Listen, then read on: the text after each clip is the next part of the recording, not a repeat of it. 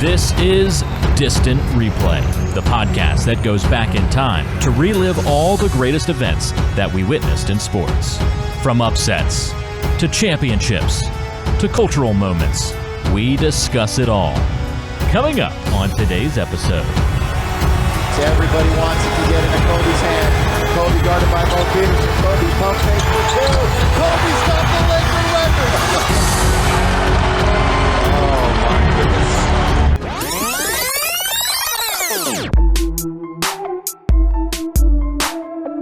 Well, you heard it there. Kobe Bryant broke the record back in 2006. The Laker record would go on to score 81 points in one of the all-time great NBA performances, and that is the focus of tonight's Distant Replay podcast. Thanks for joining us. Before we get into it real quick, for those that subscribe, and we appreciate the subscribers, we've been out of pocket for a couple months, took a little break. I had a baby. We were able to crank out some podcasts while I was figuring out this whole dad thing. But we had the holidays, a lot of work and stuff. Both of us pretty busy. So want to first apologize for the long break, but we're back in it. We're going to try to stay consistent here moving forward. A lot of games on our list to get to, and it all starts with tonight, Kobe's 81. I am Ben George alongside Mike Noto. And Mike, before we even get into this night's game and the game we want to focus on, I just want to hit on Kobe. Obviously, his passing January 26th, a couple weeks before this was recorded. What was your memory of Kobe, and did you ever get a chance to see him play? I never got a chance to see Kobe play live. You know, I've seen most of the great NBA players play live. A lot of the ones that were in the Eastern Conference, but just with the Lakers, they're so seldomly on the East Coast. I never saw him play live. Obviously watched every year of his career as a fan. And the thing that stuck out to me about Kobe, about his whole career, and in this game as well, is just how, and you heard a lot of people say this, given the events of the last couple of weeks, there's been a lot of people talking about him, but just his overall competitiveness and how much he really wanted to win in a sport where, you know, I'm not sure every guy going out there every night wants to win, and certainly not many of them wanted to win as much as Kobe did day in and day out. Yeah, and we saw that in this game. You saw that competitive attitude and spirit, which kind of propelled him to carry his team in this one. I had a chance to see him play a couple of times, and I was really fortunate. Probably didn't appreciate it as much at the time. I've got an uncle that's a hospital administrator, and he was out on the West Coast. A lot of my family, mom's side's on the West Coast. He's in California. He was working in Modesto at the time, I believe, small town out there, and he had tickets. His business, his hospital, had courtside tickets. They had like a few different spots, but one baseline, one sideline. So I went out there with my dad while I was in college. Got to see him in the 2002 Western Conference Finals. You remember the old Lakers-Kings rivalry? Wow, that was a great series. I have notes about that series to get to during this game, believe it or not. It's That's crazy incredible. because That was a great series. When Shaq called them the Queens. Yeah, exactly. Yeah. We sat second or third row baseline for, I think this was games 1 and 2, because I think the Kings were the favorite, if I'm not mistaken. They were the number 1 seed, I think, in that series. We sat second row first game. Second game we sat sideline, like not the first 2 rows that are on the sideline, but the first, like the second row where the bleachers kind of start going up, right? You wouldn't believe who was sitting behind me in this game. This is how good our seats were. Behind me, Mike. This is a hint. Who's that? A girlfriend of one of the players at the time. A girlfriend of one of the players. Chris Webber's girlfriend at the time. Wow. Tyra Banks. Wow. Yes. She was sitting behind me. That's how good our seats were. So I need to share. I think I got a couple of pictures from that game. Obviously, I need to post those. But I'll always have that memory, and that was a hell of a series and good performance by Kobe. So was that Arco Arena? Yeah. Of course. It was with the cowbells? Is that the place that they used to do the cowbells or no? I don't remember the cowbells or not. They did shoot they fire off the backboard. They did something dopey. Yeah, they did. Yeah. And your boy Doug Christie was playing. It was Vlade Divac. It was a great series, great time, and glad to be a part of that. But that's my memory of Kobe. So again, this was shocking news when it happened. I don't want to spend a whole lot of time on that because it's been rehashed. But I mean, what was your initial reaction when you saw it? Because for me, I just couldn't believe. It was one of those, in the moment, you were like, wait, what did that person just tell me? That can't be true. This kid's only early 40s. You know what threw me off, and I know TMZ is often right when they break news like this, but the problem with TMZ is when you see something on there, they have a headline that says Kobe Bryant dies in a helicopter crash. And then right below it has some goofy headline about some other Hollywood, D-list Right. celebrity in the same font. So it throws you off because you're like, how could this be? Like, I was searching for a headline that told me that the TMZ article wasn't true. It just stunned. I know everyone's pretty much had the same sentiment that you've heard talk about this in the last couple of weeks, but just absolutely stunned. Well, that was the reason why we wanted to get back on the podcast and start back with an episode about Kobe. And what better game? I mean, he had a long list of incredible performances, MVP type performances.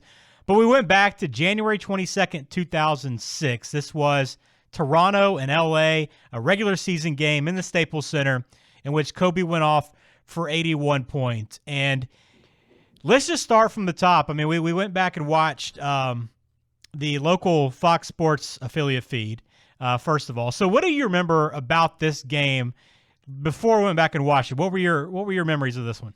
So my memories were seeing the highlight package because I know for a fact, obviously I didn't watch this game live. It was on local TV out in Los Angeles. And I was wondering why, like how did I just see this highlight package and didn't hear about this as it was developing? Yeah. And I think a big reason might have been that this was the same day as the AFC NFC championship games. So this was the championship Sunday for the NFL. And because of that, while this was happening, I think this game kind of got overshadowed. But then obviously as you got into the late sports centers that used to run back then that were very highlight driven, they featured this game prominently. But it wasn't until then that I really realized what happened and that he had scored the 81 points. Yeah, and to that same point, there was no social media. I mean, there was no Twitter at that point. This was 2 months before Twitter officially launched in March of 2006. And that's why you didn't hear about it. I mean, it was one of those things where I remember I first heard about it on sports radio. Like maybe listening that night, I might have been out somewhere, or I might have been coming home, or it might have been the next morning. Remember turning on and hearing like ESPN radio update and hearing this news rather than in the moment, hey, you better turn on the TV now and see what was going on. And at that time too, it was still when they had the NBA package, but it wasn't like now where you can pull up pretty much any feed you want at any time and watch whatever game. So it wasn't like it was accessible to everybody. So that kind of took it out of the hands of a lot of people. But yeah, it was a very different time in which you weren't up to date on it unless you were a Lakers fan or really paying close attention and you had to catch up on it after the fact. So pretty crazy stuff. So let's jump into the game.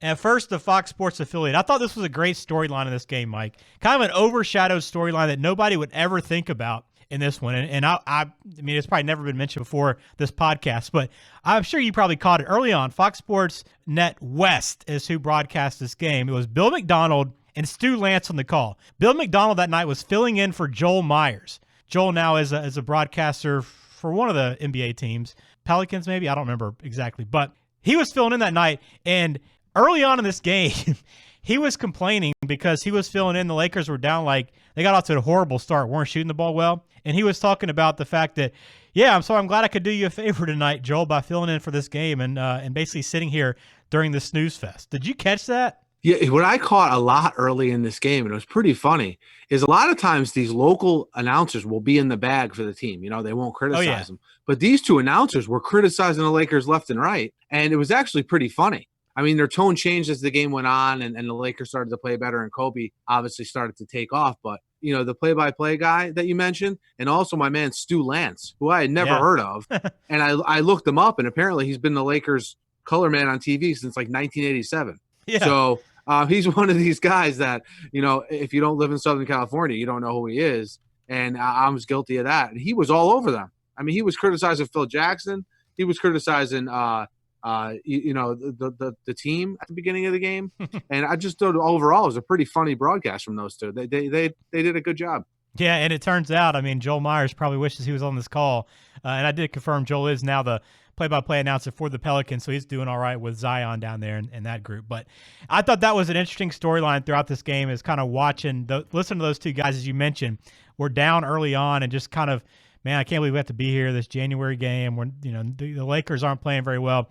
And when you look at these lineups, it wasn't there were some pretty big names, but there's a lot of guys, especially the Raptors, that were kind of on the back end of their career. And for this Lakers team, I mean, it just speaks to what Kobe was able to do, because this game was kind of a microcosm of what he had to go through for a number of years later in his career where he had to put the entire team on his back because, I mean, for NBA players, there was a number of scrubs on that team. Yeah, because you got to remember, this is the time frame for those of you who are NBA fans. Maybe you're a little bit younger listening, or maybe you're not younger, you just forget. But this is the time period in between the early 2000s Shaq Kobe Lakers and the later in the decade Pau Gasol Kobe Bryant Lakers. So Pau Gasol wouldn't join the Lakers until February of 2008. So you had this time period here where, let's call it what it is. I mean, the Lakers, Kobe Bryant was a great player, but the Lakers were an average team. And their lineup, their starting lineup and their substitute players in this game were average at best. Dude, Kwame Brown was a name that I'd forgotten about completely. Chris Mim was a starter on this team. Chris Mim, you had Smush Parker. Obviously, Lamar Odom was solid, good player.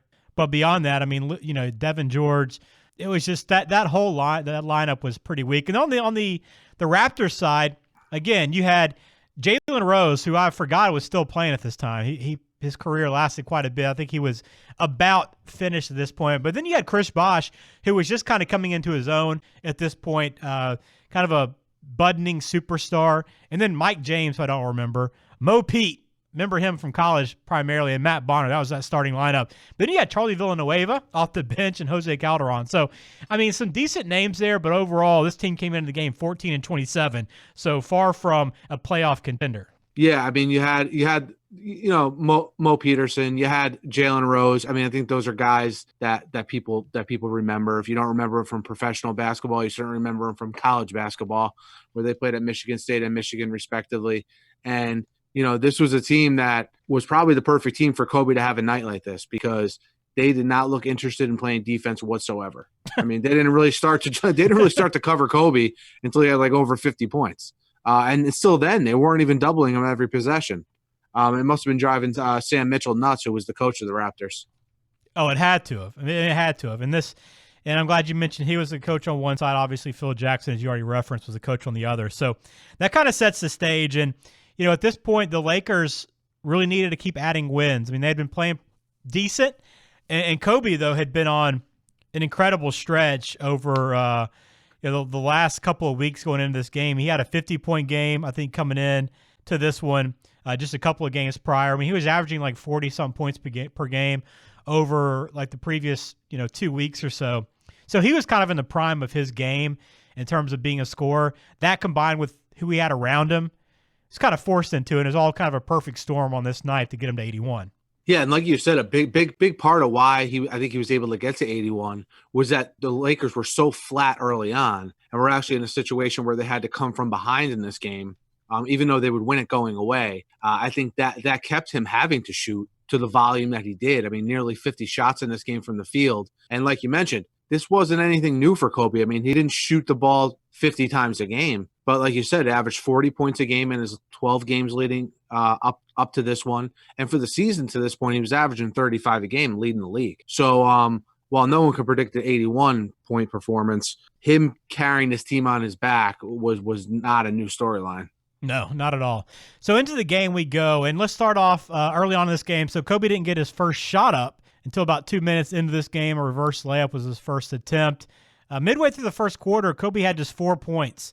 And I thought one of the other cool parts of this game was his free throw streak, which I didn't remember at all, him having this long free throw streak. Didn't surprise me, but I didn't remember it. He had hit 60, coming into the game hitting around 60 straight, but his free throw streak ended at 62. He actually missed one early in this game, would go on to miss another free throw in this game, and it felt like he went to the free throw line a lot more than he did. When you look at the final numbers, he really didn't at the time, but 62 free throws, that ranks, I think, around the top 15. Do you know who has the longest free throw streak in NBA history, Mike? Mark Price. That's a great guess. Mark had 77 straight.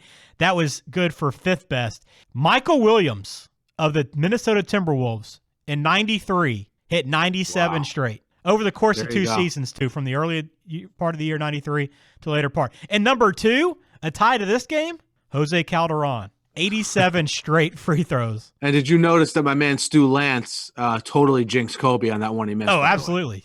Yeah, he touched the money. My man Stu touched the money. He did. And so Kobe streak ended. But really early in this game, as you mentioned, it was all Raptors. And I was surprised at how how well they were shooting, because a guy like Villanueva looked like the best scorer on the court early on. The guy couldn't miss a shot, and the Raptors just rolled out and were cruising. I mean, the Lakers weren't playing hardly any defense, and on top of that, Kobe wasn't getting a ton of touches early on. Yeah, he had 4 points. Like you said, he had 4 points midway through the first quarter. They were down 21-11, and I don't know if you noticed as we exited the first quarter and into the second quarter. Did you notice that interview with Chris Rock when he was in the stands? Yes, that was tremendous. That was great. All it was Chris Rock trashing how bad the Lakers were. They asked Chris Rock if Chris Rock thought Kobe was the best player in the league. And he said, yeah, the best player on the worst team in the league. And Chris Rock's just trying to be funny. He's not trying to be funny. He was funny. And the announcers were kidding around about how bad the Lakers were too. This is right in the middle of the game in the sideline interview in between quarters. Yeah, and that sideline guy was pretty good, by the way. He kind of gave it back to Chris a little bit and finally was just like, all right, let's just send it back. Chris isn't really doing us any favors here.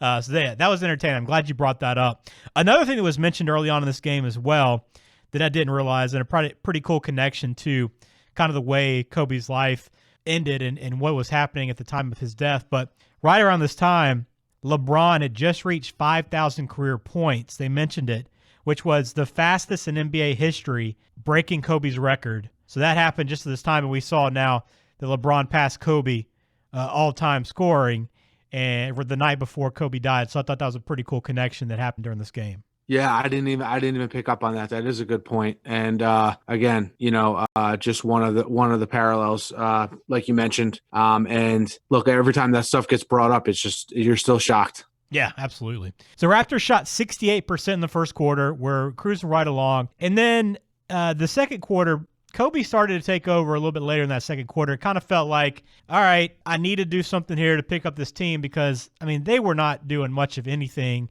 all around. I mean, it was kind of a group of misfits trying to put the ball in the basket. I mean, they were outscored by 7 in the first quarter, and were still outscored by 7 again in the second quarter. But Kobe started to show flashes. I think he finished with, 26 in the first half? Yep, 26 in the first half.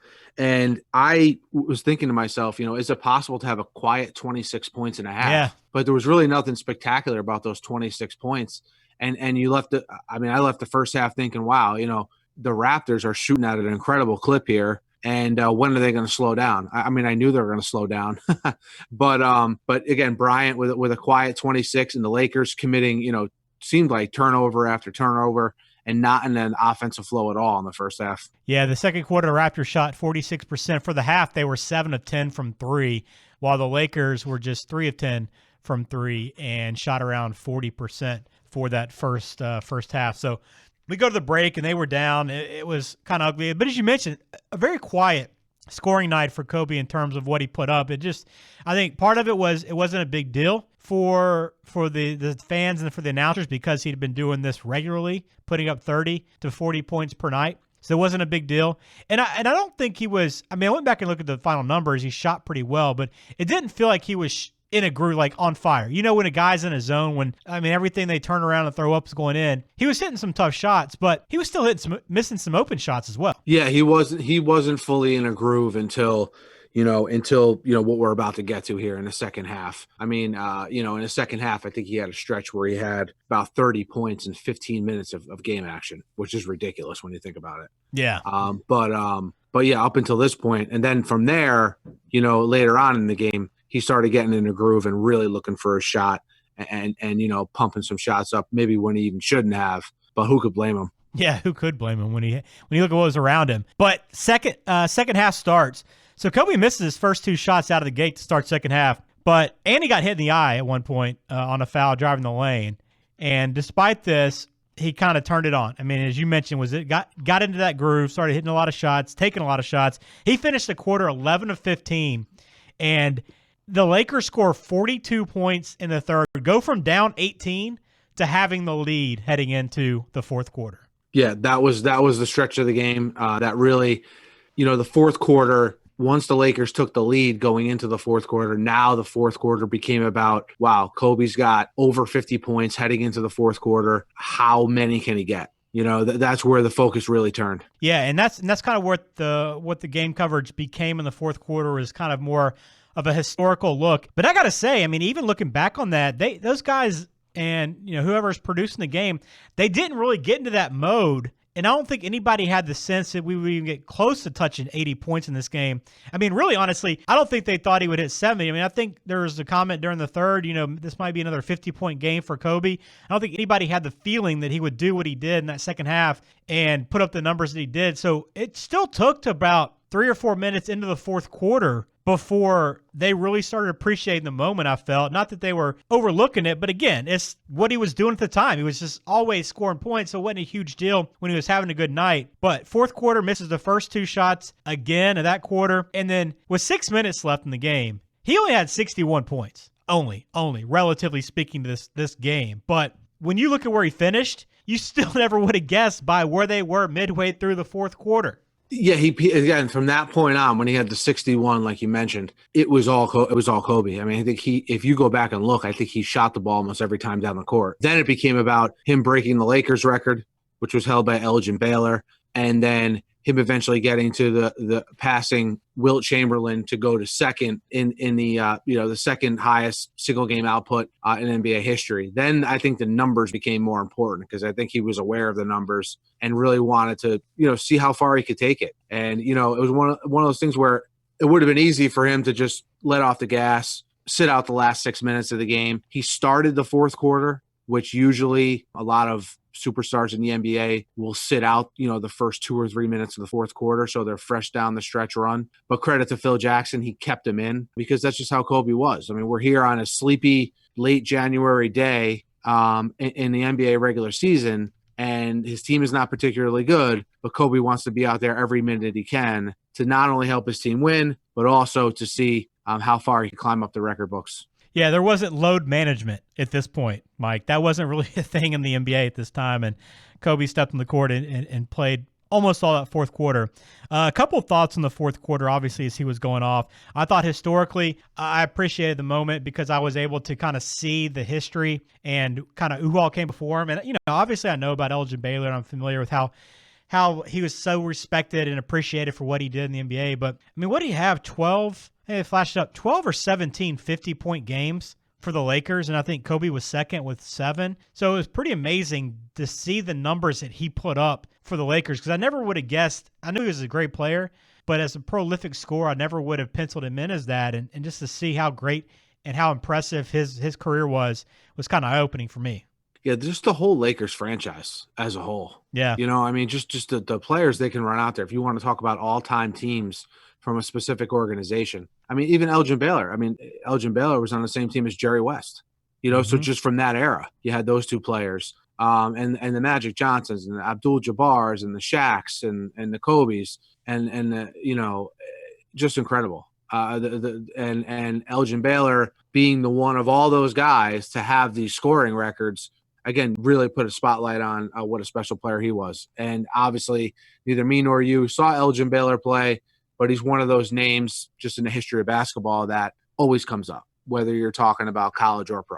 Yep. And then the other guy that, I always obviously know to appreciate, but seeing his numbers in front of me on the screen was Wilt Chamberlain. And obviously we all talk about the 100-point game, but seeing that he owned the top 3 scoring nights ever, 100 and then 78 and then 73, he was tied with a couple of guys at 73. But the fact that he owned all 3 of the top scoring records for a single game, I didn't realize that at the time. I mean, Kobe now sits second alone behind Wilt and kind of breaks that up. But at the moment in that day, he had the top 3 best nights ever in NBA history. Yeah, I mean, what a beast. I mean, if you look at some of his points, I think one season he averaged 50 points and 25 rebounds a game or something like that. Just ridiculous. And when you think about during the era that he played, during his prime, he might have been the second best center in the league to Bill Russell. It's just wild. It was just a different era back then where centers dominated, Yeah. So if you go back and watch this game, I mean, you obviously you can watch the whole thing, but the second half's where you want to start. And then because, he had the huge third quarter and the fourth quarter, that final 6 minutes when it seemed like he was hitting. I mean, he didn't hit every shot. Now, granted, he missed a couple open shots. I know an open 3 when he was towards, I think he was around 77 at the time. And he went to the free throw line a number of times there in the fourth, which I think helped him out because I mean, obviously he's getting tired at that point, firing up as many shots and going as hard as he was. And the other part of that was too is like Kobe's a guy that when he was on scoring, his defensive effort picked up too. It wasn't like he was loafing it back, waiting for his next shot. His entire game elevated when he was in a moment like that. And you saw that in this game. I mean, it went down from down 18 to winning this game by 18 points. I mean, almost a 40-point swing over essentially a half of basketball. Yeah, you mentioned Kobe being a two-way player. He's a player that made several all defense teams, and in this game played both ends of the floor. I mean, did he take control in that fourth quarter and want to shoot the ball every time he could? Of course. I mean, he was feeling it, and that's what good players, that's what great players, they want the ball and they want to see how far they can take things and how great they can be. But one other thing I noticed was how the relationship Kobe had with the fans and how every time he touched the ball, how they were hanging on every dribble. I thought the crowd in this game was great. Yeah, would agree. And yeah, he gets to his 81, and I thought he had 2 free throws too to get to 81. That's how he finished the night. And it was great towards the end because at the end of this game, I mean, obviously when anybody has a historic performance, what do you want to do? You want them to exit the game while it's still going on so everybody pauses, they appreciate that player, and he goes out in style. Well, he had 81, final minute and a half of this game. I think Phil maybe sends in Devin George to check in at the scorer's table to try to get him out. And you hear your boy Stu Lance, you got to foul here. Just got to foul the Raptors. Let Kobe out of this game. Because Kobe wasn't going to do it himself. Kobe was too prideful to do it himself. He wasn't going to foul somebody or call timeout to let himself get taken out of the game and enjoy that moment. It had to happen. So they didn't foul. Lakers come back down. They have the ball. They get a shot off, miss it. And at this point, shot clock's turned off. And I'm thinking, are you kidding me? Kobe didn't get an exit and get the standing ovation walking off the court. And once you know it, the Raptors, the 14-27 Raptors, trying to run out the clock, threw the ball away and had an unforced turnover, and it allowed Kobe with about 10 seconds or so to walk off the court and have a standing ovation. You got a 14-27 team, shell shocked, thinking, all right, let's get this game over with so we can go hang out in LA. And next thing they know, they're stuck in this Kobe whirlwind where they get 81 points dropped on them. And anyone involved in that game, you know, that's something that they're known for. I mean, that's not the only thing Jalen Rose is known for. Obviously, he was a good player, had a lot of very good moments in the NBA. But you saw even later on him getting ribbed by Kobe and Shaq at times about being on the team that led up the 81 points to Kobe. Yep, indeed. So that was it, 81. I would recommend, too, stay for the post-game interview. I thought that was really good. Did you watch it, Mike? I did. That was a very good interview, and I thought, you know, there wasn't many times where you saw early on in his career and to this point in his career. He opened up a lot later in his career, but there wasn't many moments where you saw him in public sort of let his guard down and really be happy. And I thought this was one of those moments. Yeah, he was appreciative, too, of the fans quite a bit. And, you know, now knowing what we know now, I thought that was a really, really special moment, you know, to take a second and talk about how he wanted to step up and how the Lakers, you put on that jersey, you want to play for that fan base, the best fan base in basketball, I think he said, play in that arena, Staples Center, and play and perform in front of those fans and get a W. But I also thought it was funny, too.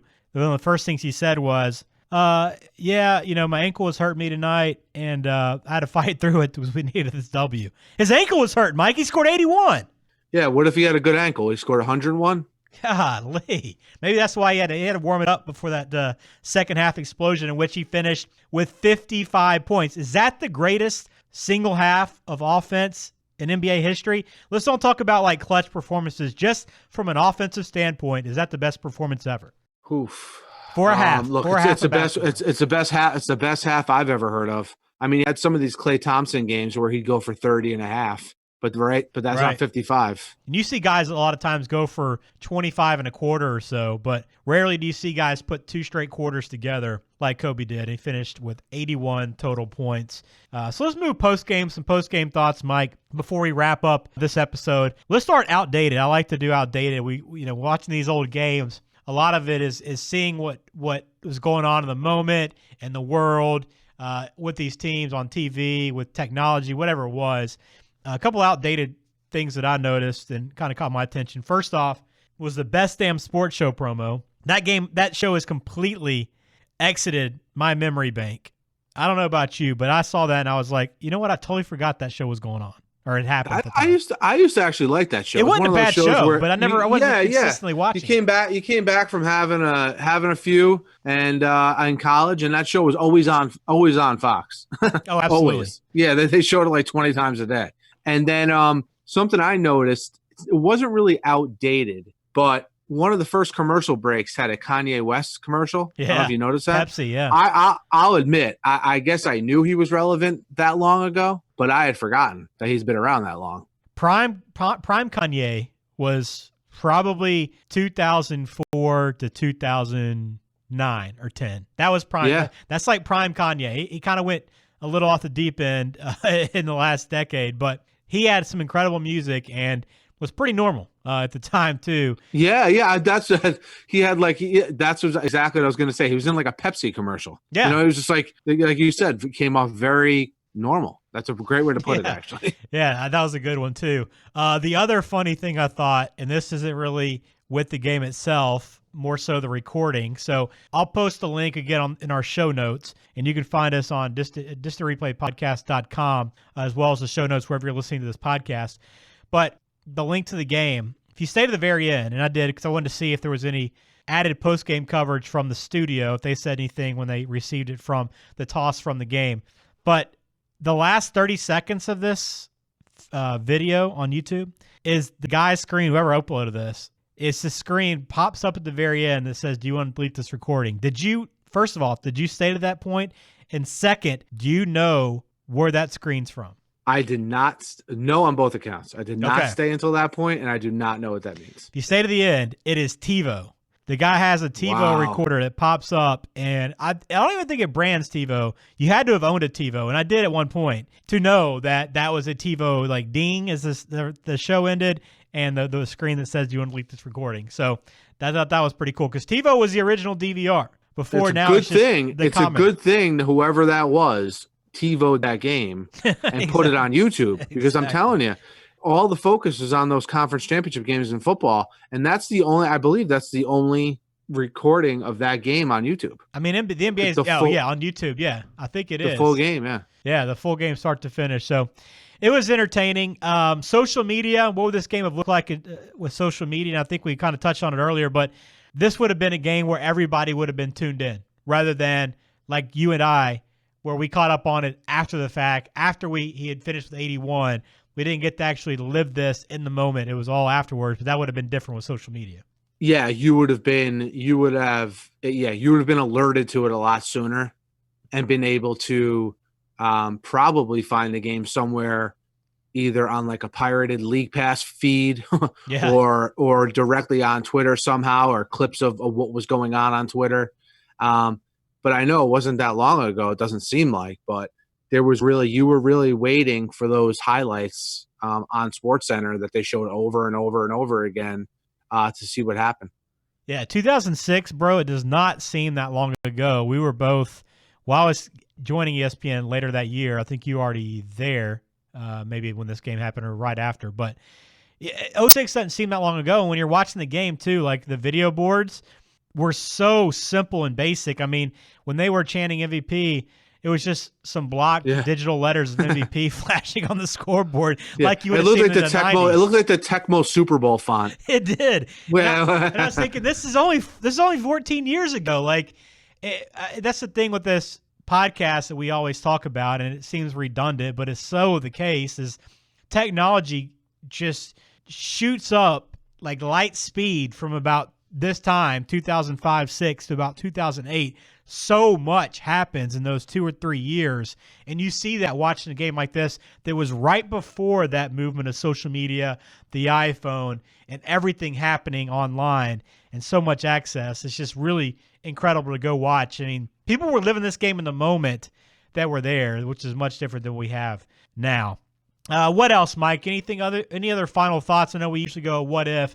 I don't have many what ifs. I know one of them would be, if we had to have one, what if the Raptors don't get off to probably their quickest start of the year and shoot 68% in the first quarter? That's exactly what I have for a what if, is that the Raptors played a pretty important role in this 81-point game.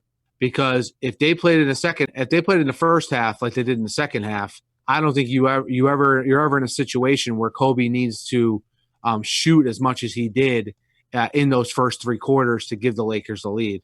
And then, like we've been saying, once that fourth quarter came around, it was just about how many points he could get. But yeah, what if the Raptors played like a 14 and 27 team in the first half? I don't think history would have looked a lot different, I think. Yeah, it would have, indeed. So that's a wrap, I think, Mike. You got any final thoughts? I mean, how does this game, going back and watch it, what are your final takeaways and your final thoughts after seeing this game again? Or maybe for the first time, I guess. Yeah, this was the first time I ever watched this game, and for any extended length.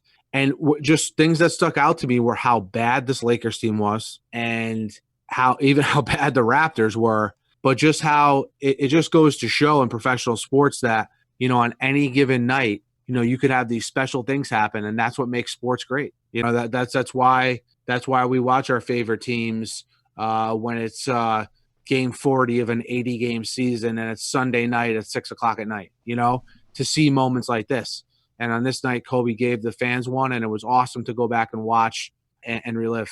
It was, and it was my first time too watching this game, which, sadly we're two huge sports fans. We've never seen this game combined between either of us, but that's why we go back and watch these. And I think you said it well. I would add that you kind of learned that you really need to appreciate the things that you witness in the moment. A lot of times we overlook it because it's happening where, you don't really get the sense you're a part of history. Obviously, if you see somebody score 81 points, you got a pretty good sense of that. But, as I saw on Twitter, somebody said, and I can't remember who said it, but the reason why we like sports so much is because in all other art forms, right, you get to see the finished product of somebody after it's been perfected, after it's been touched up, after it's been finished. Whereas with sports, a guy like Kobe, you get to see him create his art in the moment, in real time, and see that develop. And you see that from start to finish, from a night a January regular season game where he walks in as any other night, 48 minutes later, he walks out of there as the second leading